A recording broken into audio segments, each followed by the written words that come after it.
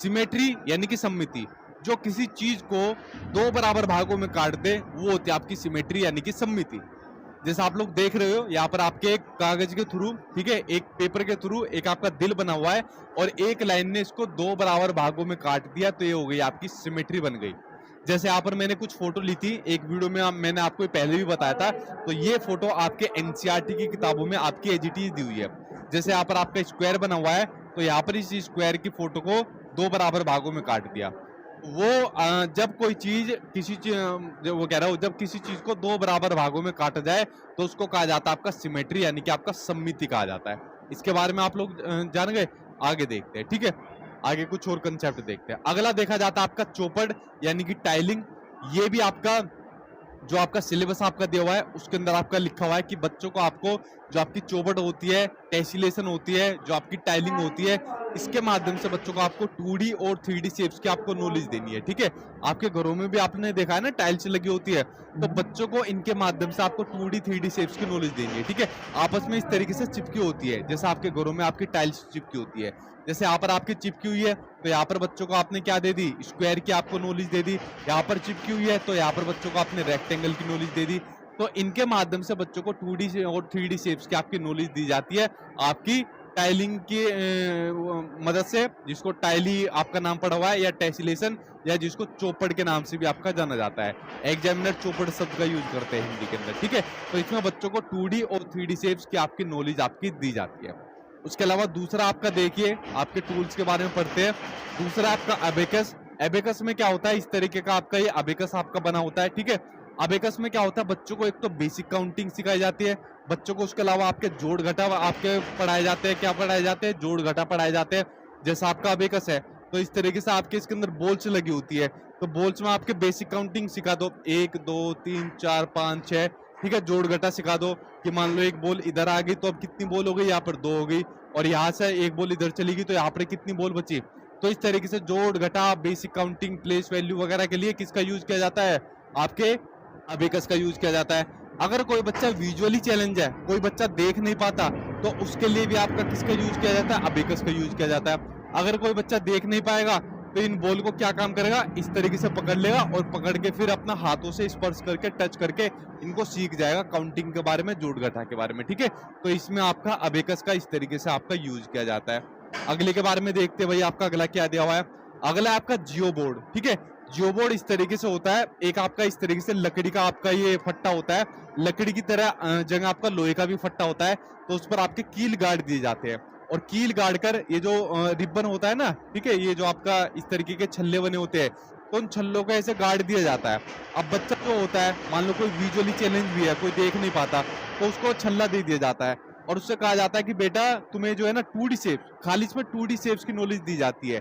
मान लो स्क्वायर हो गया, रेक्टेंगल वगैरह हो गया, तो बच्चों को इसके अंदर सिर्फ 2D शेप्स की नॉलेज दी जाती है, 3D शेप्स की नॉलेज इसके अंदर नहीं दी जाती, ठीक है। सिर्फ 2D शेप्स की बच्चों को नॉलेज इसके अंदर दी जाती है। तो बच्चों को रिबन दे दिया, छल्ला दे दिया, और इस तरीके के ये गड़े होते हैं उसके अंदर, तो बच्चा यहाँ पर छल्ला लगाएगा, कभी इधर को खींचेगा, फिर उसको इधर खींचेगा, फिर इधर खींचेगा, फिर इधर खींचेगा, तो स्क्वायर बना देगा, रेक्टेंगल वगैरह बना देगा। तो बच्चों को जियो बोर्ड के माध्यम से ज्योमेट्रिकल शेप्स की आपकी नॉलेज दी जाती है आपके जियो बोर्ड के माध्यम से, ठीक है। ये बात आप लोग समझ गए। 3D शेप्स की नॉलेज इसके माध्यम से नहीं दी जाती। विजुअली जो चैलेंज बच्चे होते हैं, तो वो भी क्या काम करते हैं, जो देख नहीं पाते, वो भी इस तरीके से खींचकर अपना यहाँ पर अपनी नॉलेज अपनी ग्रहण करते हैं ज्योमेट्रिकल शेप्स के बारे में, ठीक। ये बात यहीं पर लिखी हुई है जो मैंने आपको बताई। एक होता है जियोजेब्रा। देखो जियो बोर्ड आपका अलग होता है जो मैंने आपको बताया, लेकिन जियोजेब्रा आपका अलग होता है। जियोजेब्रा आपका एक सॉफ्टवेयर होता है, ये बेसिकली आपका एक कंप्यूटर पर होता है, आपका एक जो सॉफ्टवेयर होता है, ठीक है। इस पर आपका क्या होता है, इस पर आपकी जो 2D शेप्स होती है, जो 3D शेप्स होती है, ठीक है, इन दोनों की ही नॉलेज आपको दी जाती है आपके जियोजेब्रा के अंदर, ठीक है। तो ये आपका जियोजेब्रा होता है जो बेसिकली आपका कंप्यूटर पर आपका एक सॉफ्टवेयर होता है, ठीक। उसके अलावा और पढ़ते हैं, इन टूल्स के बारे में और पढ़ते हैं। अगला आपका ग्राफ पेपर। ये देखो आप लोगों ने इस तरीके से ग्राफ पेपर देखा है ना, ऐसा हम लोग प्रैक्टिकल बनाते थे जब स्कूल के अंदर होते थे, इन प्रैक्टिकल से हमारे नंबर बढ़ते थे, ठीक है। तो ये होता है आपका ग्राफ पेपर। तो ग्राफ पेपर पर यूज होता है आपके डेसिमल नंबर्स की अगर बच्चों को नॉलेज देनी है, जो आपके डेसिमल नंबर्स है, अगर हमने कहा कि बेटा 1.1 प्लस 0.2, इन दोनों को आपको जोड़ना है, तो इन दोनों को जोड़ने के लिए आप किस टूल्स का यूज करोगे, किस उपकरण सामग्री का यूज करोगे? तो डेसिमल नंबर्स के जोड़ घटा करने के लिए सबसे बढ़िया जो चीज मानी जाती है, सबसे बढ़िया जो आपका उपकरण सामग्री मानी जाती है, वो आपका ग्राफ पेपर माना जाता है। ठीक है, कौन सा? आपका ग्राफ पेपर माना जाता है। ठीक है, तो आपको ये बात ध्यान रखनी है, कहीं भी आपको ग्राफ पेपर देखने को मिले और कहीं भी आपको डेसिमल नंबर आपको देखने को मिले, आंख बंद करके आंसर लगा देना, यही आपका सही होगा। ठीक, अगले के बारे में बात करते हैं। आपका अगला कौन सा दिया हुआ है? अगला दिया हुआ है आपका डॉट पेपर। देखो इस तरीके से आपके डॉट पेपर आपके दिए हुए, ये एक तरह तरीके के आपके डॉट लगे हुए। इन डॉट पेपर आपके एक तो ज्योमेट्रिकल आपकी जो शेप्स होती है उसकी नॉलेज बच्चों को दी जाती है। बच्चों से क्या कहा जाता है कि बेटा इस पर ज्योमेट्रिकल शेप्स की आप क्या काम करो, पिक्चर बनाओ। तो बच्चा क्या काम करेगा, इस डॉट पर ऐसे पेन चलाएगा, ये पेन चला दिया कि सर ये मैंने बना दिया स्क्वायर बना दिया। फिर बच्चा क्या काम करेगा कि सर ये मैंने बना दिया रेक्टेंगल बना दिया। बच्चा फिर इस तरीके से चलाएगा कि सर मैंने ये बना दिया रेक्टेंगल बना दिया। तो बच्चा इन डॉट पेपर पर चला चलाकर जो है ज्योमेट्रिकल शेप्स के बारे में अपनी नॉलेज को बढ़ाता है, ज्योमेट्रिकल शेप्स के बारे में सीखता है। इंग्लिश के अल्फाबेट भी बच्चा इस पर सीखता है। वो कैसे सीखेगा? बच्चा यहाँ पर अपना क्या चलाएगा कि सर ये मैंने अपना एल चला दिया, कि बच्चा उसके बाद क्या सीखेगा कि बच्चा यहाँ पर क्या करेगा कि सर यहाँ पर मैंने ए बना दिया। ठीक है, तो इंग्लिश के अल्फाबेट सीखेगा और ज्योमेट्रिकल शेप्स के बारे में यहाँ पर बच्चा सीख जाता है। एक क्वेश्चन यहाँ पर और निकल कर आता है कि अगर बच्चों को सिमेट्री सिखानी है, ठीक है, अगर बच्चों को जो सममिति होती है सिमेट्री सिखानी है, जो किसी चीज को दो बराबर भागों में काटती है, तो उसके लिए सबसे बढ़िया आपका उपकरण कौन सा होगा? तो आपका डॉट पेपर होगा। वो कैसे? देखिए, जैसे मान लीजिए बच्चे ने एम बनाया, क्या बनाया बच्चे ने? ये बनाया था आपका एम बनाया था। ठीक है, उल्टा सीधा बना दिया यार मैंने, एक सेकंड। जैसे मान लो बच्चे ने यहाँ पर बनाया था आपका, ये बनाया आपका एम। ठीक है, मेरा ये एम सही नहीं बन रहा भाई, ये बच्चे ने बनाया आपका एम बनाया। तो इसको दो बराबर भागों में जो काट दे वो कौन सी होती है? आपकी सिमेट्री यानी सममिति होती है। तो सिमेट्री के लिए जो सबसे बढ़िया आपका यूज होता है ना, वो आपका डॉट पेपर होता है। कौन सा होता है? आपका डॉट पेपर होता है। ये क्वेश्चन भी कई बार आपके एग्जाम में आपका पूछा जा चुका है। ठीक है, इसको आप लोग समझ गए। सारे जितने भी मेन है उनको मैं एक एक करके आपका निपटाता जा रहा हूँ। अगला है आपका 10 ग्राम। 10 ग्राम में भी क्या होता है? इसमें भी बच्चों को आपकी ज्योमेट्रिकल शेप्स के बारे में आपकी नॉलेज दी जाती है। ठीक है, लेकिन जो ज्योमेट्रिकल शेप्स के बारे में नॉलेज दी जाती है वो खेल खेल में नॉलेज दी जाती है।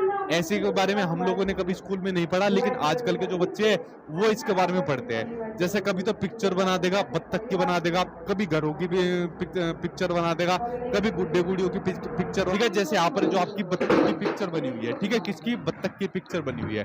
तो ये क्या बना हुआ है आपका? 10 ग्राम के माध्यम से यहाँ पर बच्चों को ज्योमेट्रिकल शेप्स की आपकी नॉलेज दी जा रही है। अब देखो यहाँ पर आपके क्या बने हुए हैं, यहाँ पर आपके रेक्टेंगल बने हुए हैं। एक तो रेक्टेंगल आपका ये बना हुआ है, एक ये बना हुआ है, 2 3 ये बना हुआ है, 4 ये बना हुआ है और 5वां ये आपका बना हुआ है। एक आपका पैरेललोग्राम बना हुआ है, एक आपका यहाँ पर स्क्वायर बना हुआ है। ठीक है, तो आपका जो 10 ग्राम होता है, 5 उसमें आपके बने होते हैं, आपके जो आपके रेक्टेंगल होते हैं, और एक आपका पैरेललोग्राम होता है, एक आपका स्क्वायर बना होता है। ठीक है, तो बच्चा क्या काम करता है? एक तो खेल खेल में यहाँ पर चीजें सीख जाता है, खेल खेल में ज्योमेट्रिकल शेप्स के बारे में आपका बच्चा सीख जाता है और इंटरेस्टिंग तरीके से सीखता है। इसलिए 10 ग्राम का आजकल स्कूलों में बहुत यूज हो रहा है। ठीक है, बच्चे तोड़ फोड़ तरीके से भी इसको सीखते हैं। ठीक है, तो इसमें बच्चा क्या काम करता है? क्विज के माध्यम से, गेम के माध्यम से ज्योमेट्रिकल शेप्स के बारे में यहाँ पर बच्चा चीजों को सीख जाता है। ठीक, आगे बढ़ते हैं भैया, आगे बढ़ते हैं आपके डाइंस ब्लॉक के बारे में पढ़ते हैं। ये देखो डाइंस ब्लॉक, पिछली बार ऑनलाइन एग्जाम में काफी पूछा गया आपका डाइंस ब्लॉक। इसमें क्या होता है? बच्चों को जो नॉलेज दी जाती है, इसका एक छोटा सा रूल मैंने आपको बताया था, जब एक बार ये वीडियो भी आपको बताई थी कि डाइंस ब्लॉक में जो बच्चों को नॉलेज दी जाती है उसका रूल बताया था मैंने आपको बोर्ड मास का। बोर्ड मास का रूल क्या होता है? आपका बोर्ड में से बो हटा देना, ये बो काट देना, ये आपका डिवीजन, मल्टीप्लीकेशन, एडिशन और आपका सब्सट्रैक्शन, आपका जोड़ घटा गुणा भाग, इनकी नॉलेज बच्चों को दी जाती है। ऐसे डाइंस ब्लॉक ले लेते हैं। ठीक है, ये ले लिए डाइंस ब्लॉक। अगर बच्चों को जोड़ना सिखाया जाता है कि बेटा 2 डाइंस ब्लॉक ये है, 2 डाइंस ब्लॉक ये है, अगर हम इसको जोड़ दे तो टोटल कितनी डाइंस ब्लॉक होगी? बच्चा कहेगा सर यहाँ पर 4 डाइंस ब्लॉक होगी। ठीक है, तो जोड़ घटा गुणा भाग के लिए यहाँ पर डाइंस ब्लॉक का हम लोग यूज करते हैं। पहली चीज तो ये हो गई जिसका रूल होता है आपका बोर्ड मास का रूल, बस आप वो को काट देना, बाकी 4 आप लोग ये ले लेना। बाकी प्लेस वैल्यू के लिए भी आपका इनका यूज किया जाता है। उसके अलावा 10 ग्राम और जो आपके डाइंस ब्लॉक होते हैं वो आपकी स्पेशल इंटेलिजेंस जो आपकी स्थानिक समझ होती है उसको भी बढ़ावा देते हैं। स्थानिक जो आपकी समझ होती है जिसमें अपना बच्चा अमूर्त तथ्यों के आधार पर कंसेप्ट बना लेता है माइंड के अंदर। इन डाइंस ब्लॉक का बच्चा यूज करके क्या काम करता है, या 10 ग्राम में बच्चा क्या काम करता है, कभी बत्तख बना लेगा, कभी घर को बना लेगा। तो बच्चा कुछ ना कुछ क्रिएटिविटी करता रहता है। तो डाइंस ब्लॉक में बच्चा क्या काम करेगा, इन डाइंस ब्लॉक का यूज करके बिल्डिंग बना लेगा, घर बना लेगा, कभी कुछ बना लेगा। तो बच्चे के अंदर स्थानिक समझ यानी कि स्पेशल इंटेलिजेंस यहाँ पर बच्चे की विकसित हो जाएगी। ठीक है, डाइंस ब्लॉक के अंदर इसमें फ्रैक्शन की भी आपकी नॉलेज दी जाती है आपके डाइंस ब्लॉक के अंदर। ठीक, उसके अलावा आगे बढ़ते हैं आपका अगला चैप्टर पैटर्न का। फिर सारे क्वेश्चन इनसे संबंधित आपके मैं लूंगा और उसके बाद फिर अगले पैटर्न की ओर बढ़ेंगे। तो यहाँ तक बताइए, यहाँ तक आपकी कोई दिक्कत हुई तो बताइए यहाँ तक। ठीक है, हाँ जल्दी ही आने वाले हैं भाई आपके। हाँ भाई सर आप बहुत हैंडसम। अच्छा भाई देखो भाई अगले के ऊपर नजर डालो। अगला होता है पैटर्न। एक नंबर का क्वेश्चन, सॉरी एक नहीं 2 नंबर का क्वेश्चन आपके एग्जाम में आपको देखने को मिलेगा। एक आपका न्यूमेरिकल के अंदर, एक आपका पेडागोजी के अंदर। अब देखिए आपके एनसीईआरटी के अंदर आपका ये चैप्टर आपका दिया हुआ है आपके पैटर्न के नाम से। ठीक है, तो पैटर्न के नाम से एनसीईआरटी के अंदर ये आपको कुछ इस तरीके का चैप्टर दिया हुआ है। तो बच्चों को जैसे हमें कोई पैटर्न सिखाना है, जैसे मान लीजिए बच्चों को पैटर्न सिखाना है कि आपके सर्कल दिए हुए, फिर रेक्टेंगल दे दिया, फिर 2 सर्कल दे दिया, फिर रेक्टेंगल दे दिया। अब यहाँ पर क्या आएगा, तो बच्चा कहेगा कि सर 2 सर्कल यहाँ पर आएंगे। ठीक है, तो अगर जैसे बच्चों को इस तरीके के जो पैटर्न सिखाए जाते हैं, तो इन पैटर्न से क्या होता है, इन पैटर्न से बच्चे में क्रिएटिविटी बढ़ती है, रचनात्मकता बढ़ती है। तो आपके एग्जाम में एक तो न्यूमेरिकल का आपको पूछा गया, और बच्चों ने पिछली बार क्या कहा, रीजनिंग आ गई सर, रीजनिंग आ गई। मैंने बच्चों से जब फीडबैक लिया ऑनलाइन एग्जाम का, क्योंकि पेपर तो मिलना नहीं था, तो मैंने कहा भाई एग्जाम किस तरीके का आ रहा है, सर रीजनिंग आ गई, सर पेपर चेंज हो गया, रीजनिंग आ गई। भाई हमें भी डरा दिया यार, पता नहीं रीजनिंग कैसे आ गई। ठीक है, तो पैटर्न के ऊपर क्वेश्चन पूछा गया था आपका। ठीक है, जो 1 नंबर का रीजनिंग का बार बार वो पूछा जा रहा था, बेसिकली वो पैटर्न से संबंधित क्वेश्चन था। और पैटर्न आपके सिलेबस में दिया हुआ है, आपकी एनसीईआरटी किताब के अंदर दिया हुआ है आपका। ठीक है, तो बच्चों के अंदर आपकी क्रिएटिविटी बढ़ती है, मेंटल एक्टिविटी से आपका रिलेटेड होता है, इसलिए बच्चों को पैटर्न की नॉलेज कराई जाती है। ठीक है, और इससे बच्चों में लॉजिकल थिंकिंग आपकी बढ़ती है, जो आपका पैटर्न आपका ये आपका दिया होता है। ठीक, अब देखिए आगे बढ़ते भैया आपके शेप्स के बारे में। फिर सारे क्वेश्चन एक एक करके मैं आपके निपटाता हूँ। देखिए शेप्स आपकी बेसिकली ये आपकी पढ़नी होती है आपकी, जिसके बारे में आपको पता भी होगा, 2D शेप्स और आपकी 3D शेप्स, जिसके बारे में मैंने आपको बताया कि जैसा आपका जियो बोर्ड होता है, इसमें बच्चों को सिर्फ 2D शेप्स की नॉलेज दी जाती है, 3D की नहीं दी जाती। लेकिन आपका जो जियो जेब्रा होता है, जो आपका सॉफ्टवेयर होता है, उसमें आपकी दोनों की नॉलेज दी जाती है। ठीक है, तो 2D शेप्स कौन सी होती है, 2D शेप्स आपकी वो शेप्स होती है जिसमें आपकी लंबाई और चौड़ाई आपकी दोनों होती है। ठीक, जैसे आपका triangle, rectangle, square, circle, parallelogram, आपका रोम्बस, ये सभी कौन सी शेप्स है, ये सभी आपकी 2D शेप्स होती है। 3D शेप्स वे शेप्स होती है जिसमें लंबाई चौड़ाई के साथ आपकी ऊंचाई भी होती है, वे आपकी 3D शेप्स होती है। ठीक है, क्यूब, क्यूबॉइड, कोन, सिलेंडर, आपकी स्क्वायर। इन पर आधारित आपका एक प्रैक्टिकल बेस आपका क्वेश्चन भी बन सकता है, बस आपको पता होनी चाहिए 2D और 3D शेप्स के बारे में। ठीक, यहाँ तक आप लोग समझ गए। देखो कई सारी चीजें मैंने आपको बता दी। अब भाई अब बढ़ लेते हैं अब आपके क्वेश्चन की ओर। इनसे संबंधित महत्वपूर्ण क्वेश्चन जो सामने आपकी स्क्रीन पर आ गए, इनके ऊपर एक एक करके डालते हैं, अब नजर डालते हैं। ठीक, देखिए अब एक क्वेश्चन बढ़ते हैं जो सामने आपकी स्क्रीन पर आ गया है, इसके ऊपर डालते नजर। देखो अब देखिए क्वेश्चन कितना सिंपल तरीके से आपको निकलेगा। क्वेश्चन आपको दे दिया कि निम्नलिखित में से कौन सी अवधारणा डीन्स ब्लॉक का उपयोग करते हुए नहीं पढ़ाई जा सकती। देखो डीन्स ब्लॉक जो आपके मैंने बताए थे, छोटे छोटे से आपके डीन्स ब्लॉक होते हैं। ठीक है, तो डीन्स ब्लॉक से क्या क्या चीज पढ़ाई जा सकती है, मैंने आपको क्या बताया था, एक तो बताया था आपको बोर्ड मास का रूल, और बोर्ड मास के रूल में से वो हटा दो, एक तो ये बन गया आपका। ठीक है, आपका डिवीजन, मल्टीप्लीकेशन, एडिशन और आपका सब्सट्रैक्शन, ये पढ़ाए जा सकते हैं। एक आपका प्लेस वैल्यू पढ़ाई जा सकती है बच्चों को, कौन सी, प्लेस वैल्यू के बारे में बताया जा सकता है, और आपका फ्रैक्शन पढ़ाया जाता है बच्चों को। ठीक है, तो इनके बारे में बच्चों को पढ़ाया जाता है, किसके, आपके डीन्स ब्लॉक के बारे में। ठीक, तो इसमें कहा है कि कौन सा नहीं पढ़ाया जा सकता। पहला दिया हुआ है आपका प्रायिकता, बिल्कुल सही है, ये बच्चों को नहीं पढ़ाई जा सकती प्रोबेबिलिटी के बारे में, यानी कि प्रायिकता के बारे में। तो पहला ही आंसर आपका सही हो जाएगा। प्लेस वैल्यू पढ़ाई जाती है, एडिशन पढ़ाया जाता है, मल्टीप्लीकेशन आपका पढ़ाया जाता है, आंसर आपका पहला सही हो जाएगा, ये नहीं आपका यहाँ पर पढ़ाया जाता। ठीक है, चलो अगला देखते हैं, अगला आपको क्या दिया हुआ है, अगले के ऊपर एक बार नजर डालते हैं। ठीक जी, अगले के ऊपर एक बार नजर डालते हैं भाई। अगला आपको दिया हुआ है, अगले के ऊपर एक बार नजर डालते हैं, नजर डालते हैं। अगला सामने आपकी स्क्रीन पर आ गया है भाई केवीएस बैच कर तो दिया लॉन्च। देखो केवीएस बैच के 2 डेमो वीडियो तो मैंने डाल ही दी, ठीक है। आप लोगों ने दोनों डेमो वीडियो के अंदर टीचर का आपने देख लिया होगा लेवल कितना जबरदस्त है। इतनी मिनिमम कॉस्ट में इतना जबरदस्त बैच आप लोगों ने आज तक देखा ही नहीं होगा किसी भी टीचिंग इतिहास के अंदर, ठीक है। तो मैं इसी तरीके से करूंगा, कभी महंगा कोर्स मेरा महंगा आइटम कुछ भी नहीं देखने को मिलेगा। एक बेस्ट कंटेंट हमेशा मेरी यही सोच है जब से मैं यूट्यूब पर आया हूँ, कि बच्चों को बेस्ट कंटेंट दिया जाए और बहुत ही मिनिमम कॉस्ट में दिया जाए। सीटेट का देख रहे हो, 3 महीने हो गए मुझे तैयारी कराते हुए, 3 महीने से रेगुलर तैयारी करा रहा हूँ।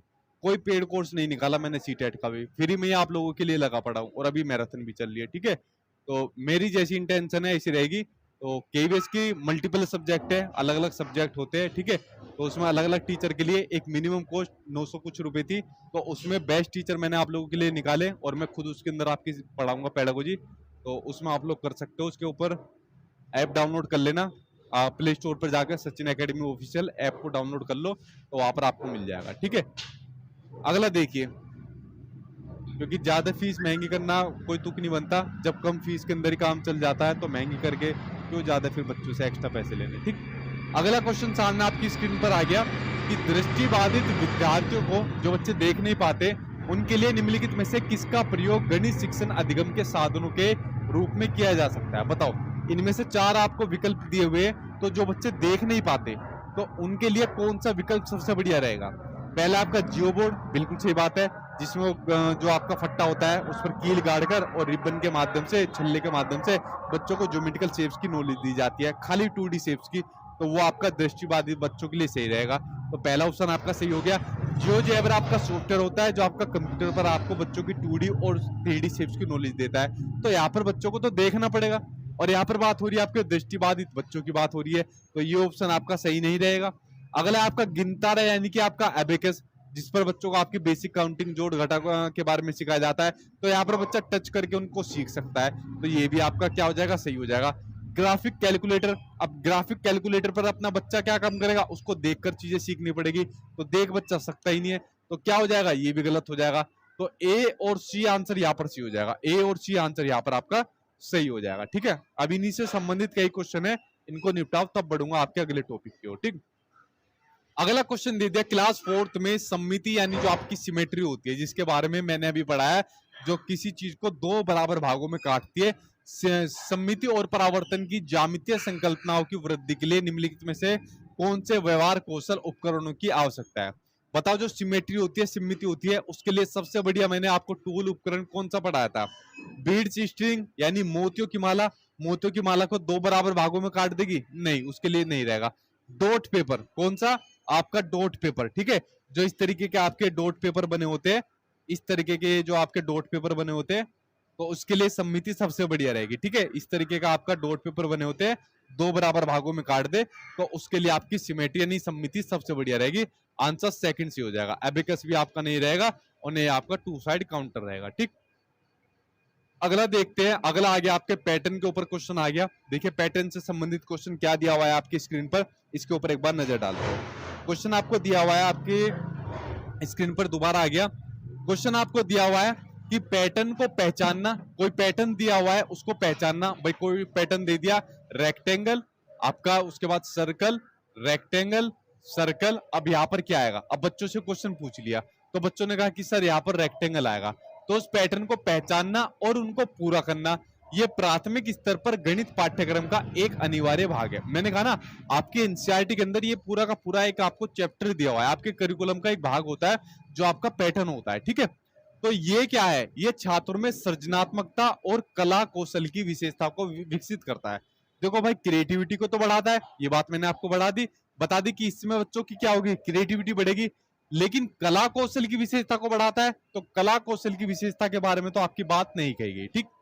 छात्र को उच्च गणित में भाग लेने के लिए तैयार करता है। मैंने क्या कही, जहां पर भी बच्चों को उच्च गणित की बात आ जाए, नंबर्स की बात आए, ग्रेडिंग की बात आ जाए, ठीक है, वो ऑप्शन आपके सही, आपके नहीं होने के, ये ऑप्शन आपका गलत। छात्रों को गणितीय पहेली हल करने में सहायता करता है, ये भी नहीं होगा। छात्रों में रचनात्मकता को प्रोत्साहित करता है, क्रिएटिविटी को प्रोत्साहित करता है, ये बात सही है। तथा संख्या और संक्रियाओं के गुणों को समझने में सहायता करता है। क्या काम करता है? संख्याओं और संक्रियाओं को, गुणों को समझने में हेल्प करता है। यहाँ पर जैसे हेल्प करेगा कि यहाँ पर किस कंसेप्ट को आपके फॉलो किया जा रहा है, या यहाँ पर नंबर्स भी आ सकता था कि 2 4 6 8, बताओ बच्चों अब क्या आएगा। ठीक है, तो इन नंबर्स को समझने में आपकी हेल्प करेगा। तो फोर्थ आंसर यहाँ पर आपका सही हो जाएगा। ठीक है, चलिए बढ़ते अब आपके अगले की ओर। अगला आपको क्या दिया हुआ है, अगले के ऊपर एक बार नजर डालते हैं।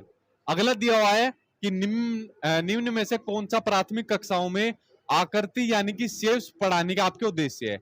जो बच्चों को हम शेप्स पढ़ाते हैं, 2D शेप्स पढ़ा दी, 3D शेप्स पढ़ा दी, square, rectangle, triangle, cube, cuboid, कुछ भी हमने पढ़ा दी उसको शेप्स के बारे में। हम उसको एक क्यों पढ़ा रहे हैं, पढ़ाने के उद्देश्य क्या है।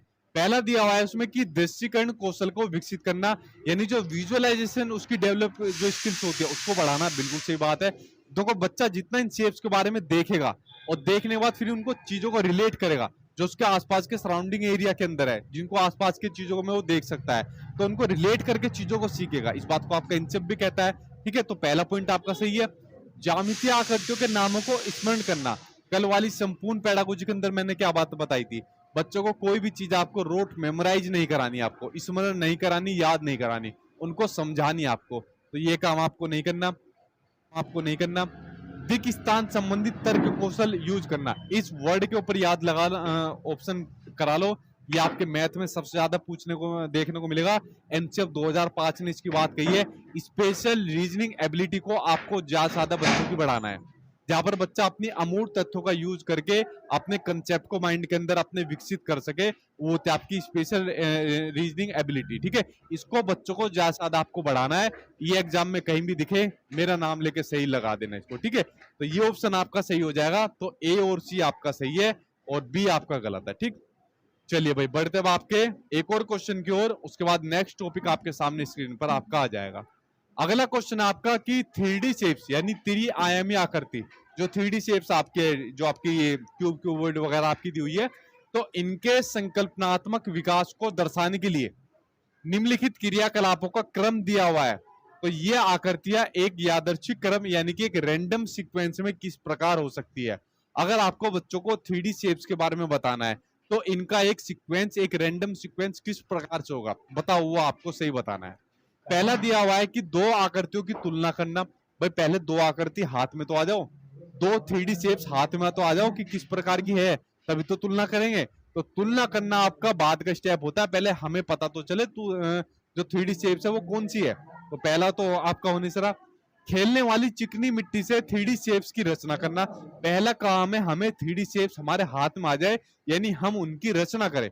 तो पहला पॉइंट आपका हो गया रचना करना। तो पहला पॉइंट आपका ये है रचना करना, और दूसरा हो जाएगा रचना करने के बाद फिर हम उनकी क्या काम करेंगे, उनके बीच में कंपैरिजन करेंगे, तुलना करेंगे। उसके बाद जाल के प्रयोग से आकृतियां बनाना, ये तीसरा पॉइंट हो जाएगा। फिर उनकी और आकृतियां बनाओ जाल के प्रयोग से। और फिर जो ज्यामितीय जो आपके उपकरण होते हैं, कौन कौन से, प्रकार, रूलर, इनके प्रयोग से आकृतियों की रचना करना। अब यहाँ पर आपको ज्यामितीय उपकरण का यूज करना ताकि सटीक आप इनकी वो बना सको, इनकी आकृति बना सको। प्रकार ले लो, प्रकार में पेंसिल घुमाओ और इस तरीके से पूरा का पूरा ऐसे घुमा दो, तो सटीक आपकी आकृति बन जाएगी। तो ये सबसे लास्ट में आपका ऑप्शन रहेगा जब आपको सटीक आपकी देखने को मिले। ठीक है, तो आपका पहला ये रहेगा रचना करना, फिर उनके बीच में तुलना करना, तीसरा आपका ये रहेगा और चौथा आपका ये रहेगा। तो ये सीक्वेंस आपका देखने को आपको मिल जाएगा। तो इस तरीके से इस कंसेप्ट का एक और क्वेश्चन भाई आपका रह गया। ठीक है, एक और रह गया भाई। ठीक है, इसके ऊपर एक बार नजर डालो, फिर अगले कंसेप्ट के ऊपर हम लोग बढ़ेंगे। निम्नलिखित में से कौन सा चरण बच्चे में पैटर्न की अवधारणात्मक विकास का उच्चतम स्तर प्रदर्शित करता है। जो बच्चों को हम ये पैटर्न सिखाते हैं, ये पैटर्न की जो स्किल्स को, कौशल को विकसित करते हैं, तो सबसे बढ़िया जो आपका पैटर्न की जो स्किल होती है, पैटर्न का जो डेवलपमेंट होता है, उसका हाईएस्ट लेवल कौन सा होगा। ठीक है, पहला दिया होता है कि पैटर्न की पहचान करना।